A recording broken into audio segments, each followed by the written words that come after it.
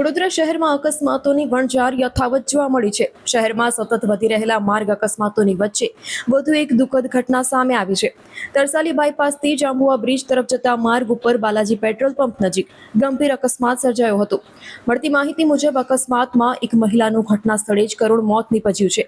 અકસ્માત બાદ આસપાસના લોકોના ટોળે એકત્રિત થઈ ગયા હતા અને તાત્કાલિક પોલીસ તેમજ 108 એમ્બ્યુલન્સને જાણ કરવામાં આવી હતી। પોલીસે ઘટના સ્થળે પહોંચી જરૂરી કાર્યવાહી હાથ ધરી છે અને અકસ્માત કેવી રીતે સર્જાયો આ અંગે તપાસ શરૂ કરવામાં આવી છે। મૃતક મહિલાની ઓળખ તેમજ અકસ્માત પાછળના કારણો જાણવા માટે વધુ તપાસ ચાલી રહી છે। વડોદરા શહેરમાં સતત બની રહેલા અકસ્માતોના બનાવોના કારણે નાગરિકોમાં ચિંતા વધી રહી છે અને માર્ગ સલામતી અંગે પણ સવાલો ઉઠી રહ્યા છે।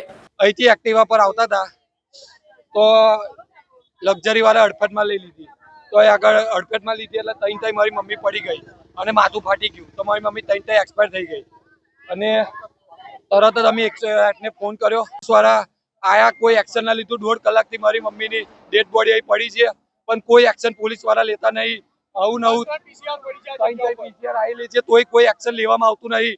પોલીસ વાળા હાથ પર હાથ ધરીને ઉભા છે, કોઈ કશું બોલતું નહીં, કોઈ કશો જવાબ નહીં આલતું કે શું કરવું છે આગળ।